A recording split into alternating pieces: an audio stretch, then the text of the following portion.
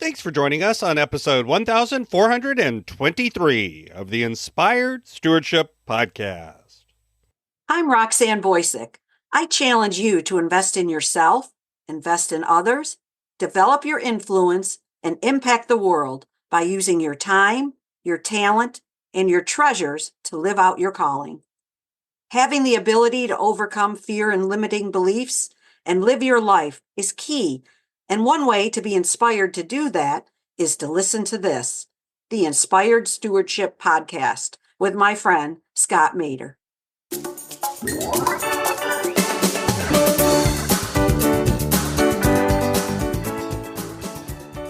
One thing that fascinated me was just our own heritage about things. We all come from somewhere, right? Our ancestors. So just what these people did to take the risk to come to another country where they don't speak your language, that was a big thing. Welcome and thank you for joining us on the Inspired Stewardship Podcast. If you truly desire to become the person who God wants you to be, then you must learn to use your time, your talent, and your treasures for your true calling. In the Inspired Stewardship Podcast, you will learn to invest in yourself, invest in others, and develop your influence so that you can impact the world.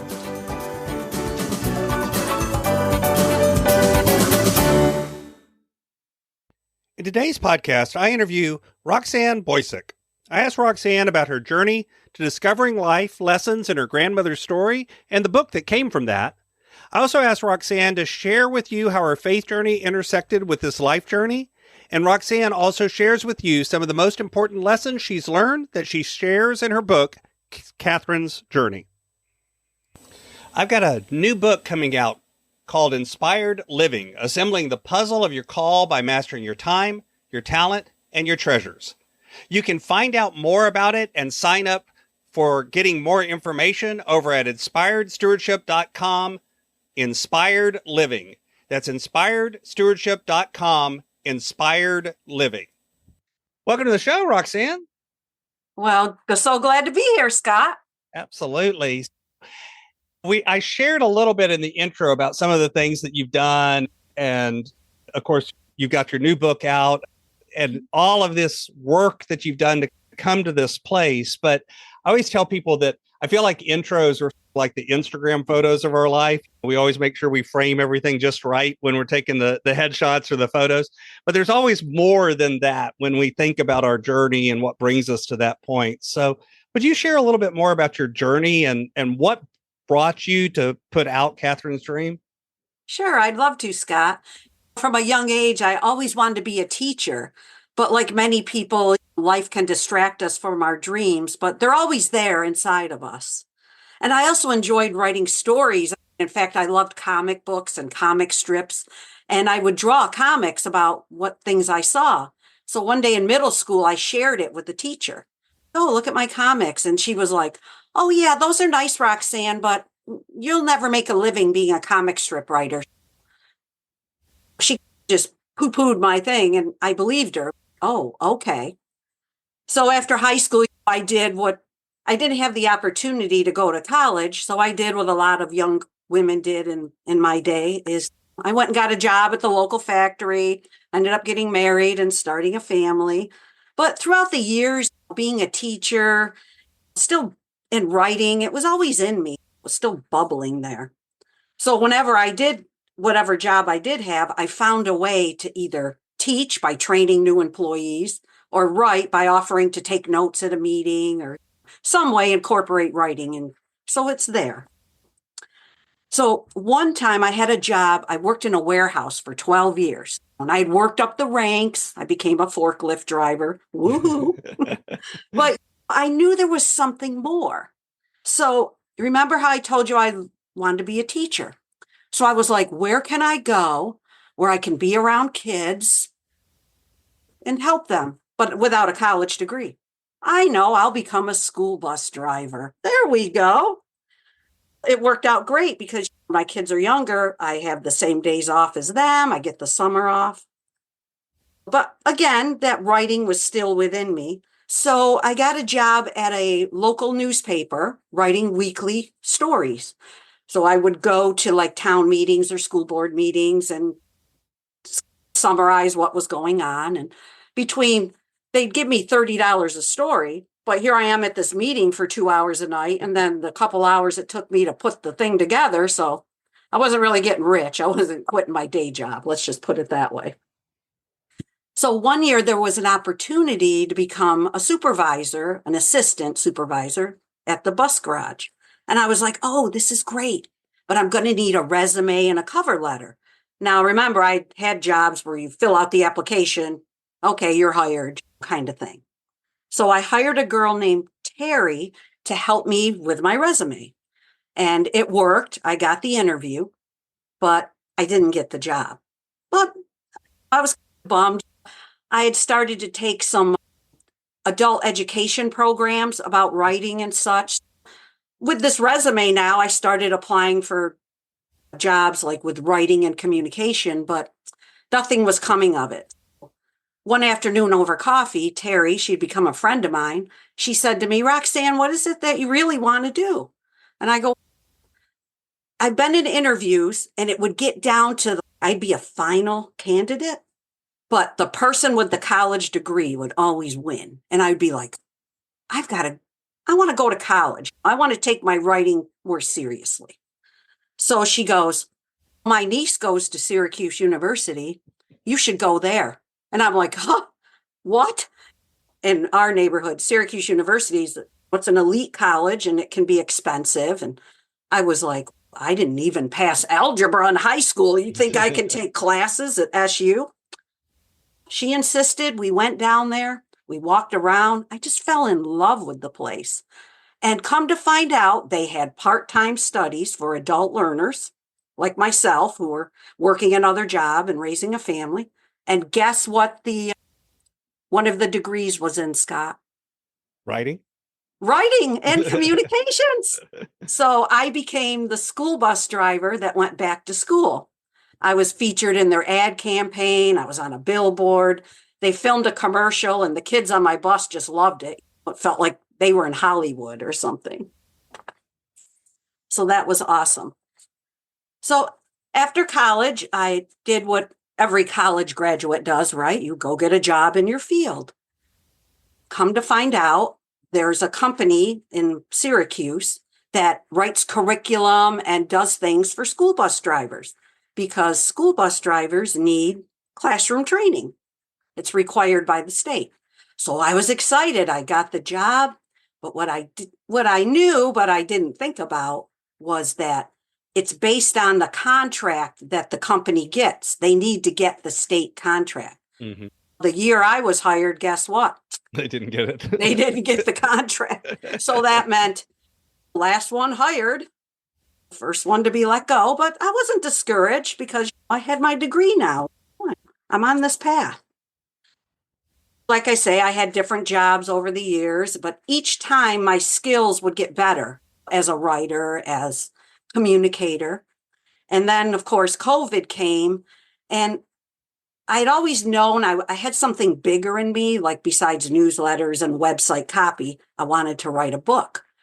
And Scott, I know that you coach people about getting out of debt and so they can live their dreams, right? Mm-hmm.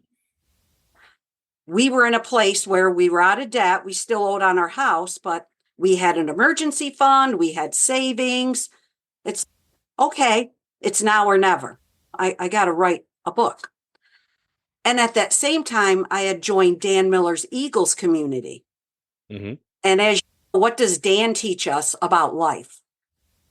You want to be around the right people, right? Like-minded people. And you need a coach sometimes. We need a coach to help us to that next level. So I ended up hiring a writing coach. Now, mind you, we'll get to that question later when we talk about challenges. But the coach asked me my story ideas. I told him about the one about my grandmother. And he said, that's the one we've got to write. So he taught me about character arcs and story arcs. And as they say, the rest is history. And now I have a published book. So I'm very excited. So why did You just got to it at the end, but I want to unpack it a little bit more. Where did the idea of writing this story come from? In the early 2000s, I learned a secret, family secrets, right? They're out there, about my grandmother. No, families don't have secrets. So we always knew that she came from Poland in the steerage of the ship and went through Ellis Island. But what we didn't know is she originally had come under an arranged marriage. And she had ended up in a paper mill town. Now, mind you, this is in the early 20s, up in the Adirondacks of New York. And can you imagine this place? Immigrants, this whole paper mill built this town around it. There were over 600 employees. But what happened to my grandmother up there fascinated me. It was in the newspapers. So when I was going to college, I looked it up on the microfiche because I started in 05. Hold on, time out. For the young people listening, microfiche was this big machine where you could go look at basically pictures of old newspapers and things, and you would slide through. It was all manual. It's not Google. You didn't type it into a search box and it popped up. Just in case, for any of the younger listeners, you have no idea what a microfiche is. I know it. Think of it as a really slow newspaper Google. The internet was just still in its barely early starting. stages. Yeah. Even an iPhone was in its early stages. And so I came across the newspaper articles and I was like, oh my gosh. And I thought, one day I've got to write this story. It was just fascinating to me. Okay. So you had started it running down where did she come from? What was her story? And then it hooked you as you went. Yeah. So before we dive a little bit more into the book, one of the questions that I like to ask and like to highlight for folks is how our life journey and our faith journeys intersect and overlap. So how did your faith journey affect your life journey? And then how did your life journey affect your faith journey as you went through things? I love that question. I was raised Catholic and all my life I believed in God. But for whatever reason, after I married and started a family, church was there. It was there, but we didn't really go, except maybe at Christmas and Easter time. But it wasn't until I started writing my novel, Catherine's Dream, that the church became a part of my life again. Because the book, as I said, is based on a true story about my grandmother. And I found myself going back to the church that I used to attend with her. And in the story, even church is an important part of the story because many people who immigrated to America back in the 19th and 20th centuries, church was a big part of their life. In fact, I'm sure your listeners know a lot of churches in their town were built in the 1800s and early 1900s. So it just started to become a bigger part of my life. And I like to think writing the book brought me back to it. And I like that. And now we're members of the church and we go all the time. So I'm really enjoying it. So the book, like you mentioned, it's fiction. It's a novel, but it's also based on a real story and real people and your family history and things. What truths did you learn as you were writing the book, or what kind of came to you as you were working on it that were things that you wanted to share in this fictional book, but that they're true to our real lives, if that makes sense too? One thing that fascinated me was just our own heritage about things. We all come from somewhere, right? Our ancestors. So just what these people did to take the risk to come to another country where they don't speak your language. That was a big thing. And the traditions that they brought with them. I loved learning more about the Polish traditions because, as I said, my grandmother came from Poland. And I had fun interweaving them throughout the book, throughout the story. And I also, a big thing was the mindset of the people, of my ancestors. Like taking that risk, like my grandmother. In real life, she was 18. In this story, I make her 19. But she got on that boat by herself and got in that steerage and went through Ellis Island and wow, ended up Her brother had come before her, but still, to do that at such a young age, that was pretty fascinating to me. And from as you went through it, what lessons did you take from it that you began to apply to your life? I learned to appreciate history a lot more. I often think nowadays, who's recording history now? We've got the history from our ancestors from years ago, 100 years ago, but how are people going to look back on the history we're in now? And what are we doing now to just make sure that our heritage and our traditions live on? What made me the importance of that, made me realize that. And to know that despite the adversities that were thrown at me throughout my life, at Catherine, it's our mindset that gets us through. Because like Earl Nightingale would say, you become what you think about. And in fact, as I was writing the story, I incorporated a lot of those mindset things in there that even Dan Miller would often teach us as our mentor. So you mentioned earlier that there were some challenges that came up in working on the book. What were some of the challenges that you ran into as you began to write this, to put this together? As I mentioned, I had hired a coach, right? And as you, like I say, Dan Miller taught us the importance of coaching. And even you being a coach, how much it can help people. So paying someone to coach me, that was the cost, say, of a Disney vacation, was like, oh my gosh. But I had to look at it as a return on investment, because which one's going to give me the better investment in myself? So that's how I looked at that, as hiring a coach. And then another hurdle was, as a journalist writing, or even newsletters or whatever, to get that point of view, to change it from now I've got the point of view from a character versus a point of view from facts. Even though I incorporated both facts and the story, just separating those two, that was a challenge for me. And of course, the discipline to write. Scott, like you, just a book that you just finished and will be coming out in what, July? Did you say? July, yes. Looking it over. Okay, is that what I want to say? Okay, rewriting. After all, I had written term papers that were 35, 40 pages. How hard can writing a novel be? And of course, finding the publisher too. Now, I knew I didn't want to self-publish. Finding a publisher was important to me. Again, there's that mindset thing of knowing what you want. And is there become what you think about, right? Is there a reason you didn't want to self-publish? I just felt like being published by a publisher was more like credibility or a feather in my cap. Not that someone who self-publishes, that's still quite an accomplishment, of course. But I just wanted a more, I'll use the word, professional book. So that in the future, when I write other books, I can use that as a leverage. And do you plan to write other books? Oh, yeah, I do. I have these letters that were written to my grandfather from Poland. I have over 120 of them during the 60s and early 70s. Now, one thing you only see is what was written to him. I don't have the letters written back. And this is my grandfather, who in real life, Catherine would remarry.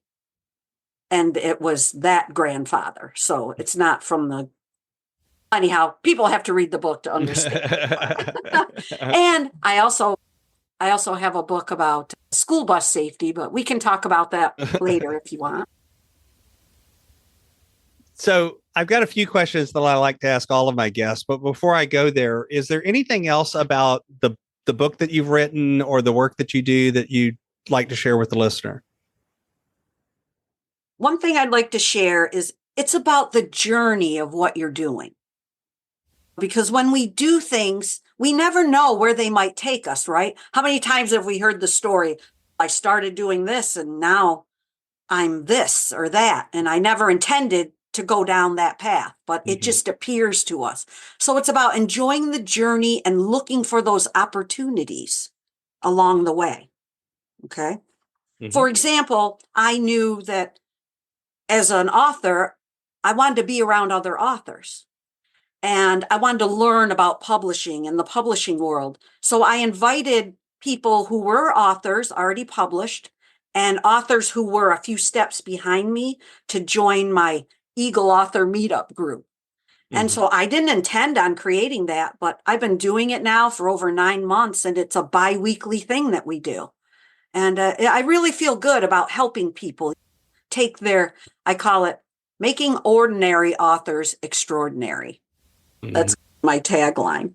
It's a mastermind group. And I also started a book club at the Polish home here in Syracuse, where we read books that are either have something to do with Poland or are written by people of Polish descent. Because if we want to be a writer, what do we have to do? We have to read, right? So it helps me to read other types of books and genres, and even books in my genre.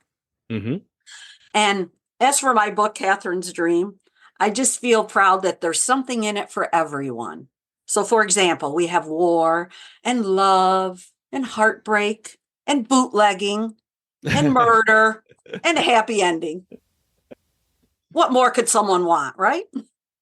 Now it sounds like you're advertising Princess Bride. I don't know if you've ever seen that film, but when the grandfather's selling to the son the book, he tells him it as adventure, swashbuckling, sword fight. What's something? Is this a kissing book? Is what the little boy says. Because the characters kiss at the beginning. And there is actually romance in your book as well. So I will highlight that. A little bit of romance. A special necklace, which I'm holding up to you in the on the Zoom. But my brand is Inspired Stewardship, and I run things through that lens of stewardship. And yet that's one of those words that I've discovered over the years means a lot of different things to a lot of different people. When you hear the word stewardship, what does that word mean to you? To me, stewardship means leadership by serving others. As a good steward, I've always given more than expected. And some might call that people pleasing, but I call it being of service. Because I feel like when I go the extra mile or I do the things that aren't required, I know God is with me. And during those times when Les Brown would say, the pain will find you, which it does, I know God is with me. And one of our mentors, who I've mentioned several times, Dan Miller, who wrote the foreword to your new book, always prided himself on giving people more than what they asked for, giving that little extra. So being an eagle, helping people to soar higher. And even in the face of adversities, Dan taught us to ask the question, what does this make possible? You know? So stewardship, like I say, to me is leadership by serving others.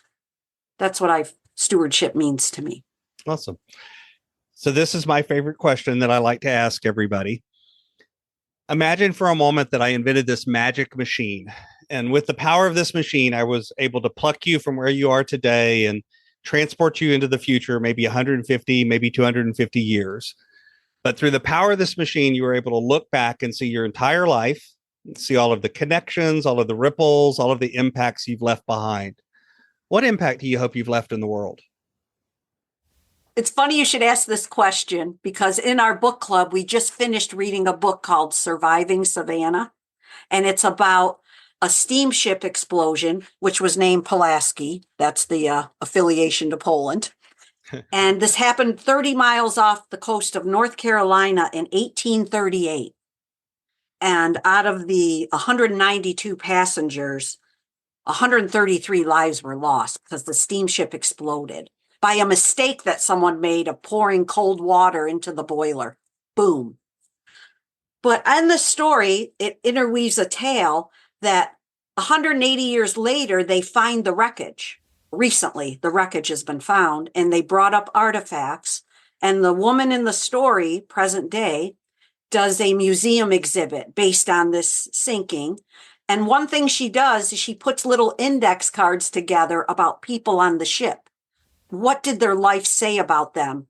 What did they do? The ones that survived.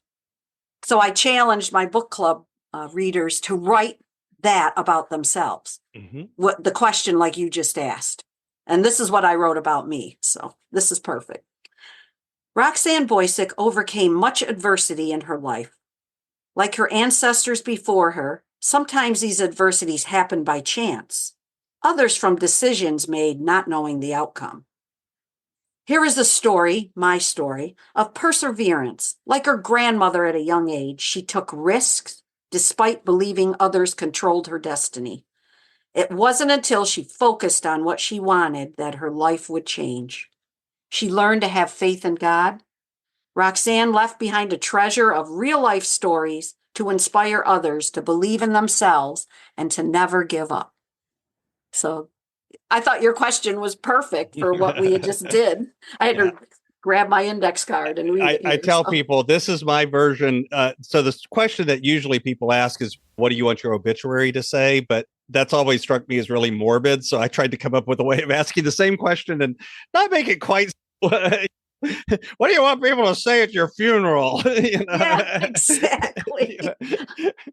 There's a good writing prompt. There we go. Well, that it's actually a very common coaching exercise is to ask people to write their obituary. But I've always struggled with the idea of writing an obit. I'd rather write it the other way, which is the a little more positive phrasing. Mm-hmm. What's next on your journey? What's on the roadmap as you continue to move through the year? Speaking of obituaries, we all think of our mortality from time to time and what's the saying? All the best ideas are in the grave, right? Mm-hmm. That can happen, right? So as a school bus driver, I had created a puppet show about school bus safety, and I used characters, animal characters. So I'm holding up a puppet to Scott right now, a frog, because I have created a children's book from it that teaches kids about respecting the bus and to make it easier for the driver to focus on driving safely. So, for example, one of my characters here is Juniper the frog, because what do kids do on a school bus? They jump from seat to seat. And then there's a school bus safety hero that's also in my book. I'm showing Scott his little cape here. And just to... Is that a rhinoceros? Is that a rhinoceros? His name is Tuffy. And he wants to be a school bus because he's big and tough, like the school bus. I got you. Okay. He's not yellow. He's not yellow, though, but he's wearing a yellow cape. So that's wearing a yellow cape. So it's like one of these dreams that are in me. And I want to find an agent for this book. So as an author, I want to learn what it's like to work with an agent. So that's what's next for me. And of course, at the same time, getting those letters out of my grandfather and putting the story together. But people are always asking me, Roxanne, what's the sequel? I want a sequel to Catherine's dreams. When you've got all these great ideas, sometimes we have to pray about it. And which one do I want to work on first? Mm-hmm. Mm-hmm. So, yeah, a lot of exciting things happening for me. Awesome. So you can find out more about Roxanne and her book over at roxannebocyck.com. And that's spelled Bocyck. Of course, I'll have a link to it over in the show notes as well, so you can find it there. Roxanne, anything else you'd like to share with the listener? I so appreciate you having me on this podcast and your listeners that I have a free gift for them. So if they go to catherinesdreamgift.com, they go there, I will send them a free ebook. They'll get a code where they can download a free ebook of my book, Catherine's Dream. Because I would hope it would inspire them, whether they want to write or whatever. Reach out to me too. If you go to my website, as you just said, there's a contact me page, and I'm happy to help people on their author journey as well. Absolutely.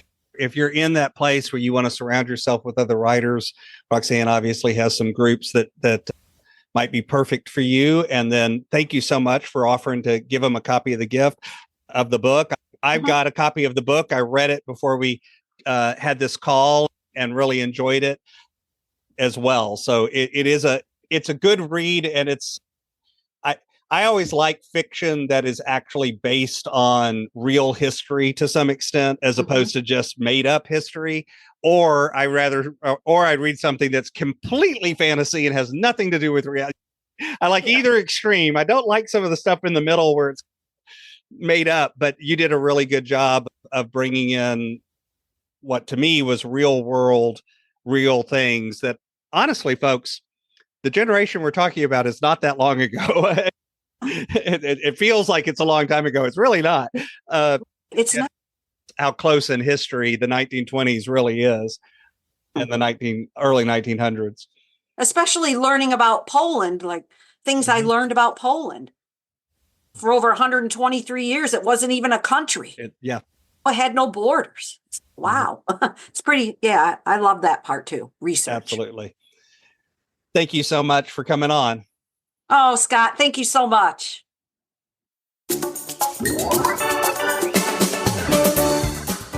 Thanks so much for listening to the Inspired Stewardship podcast.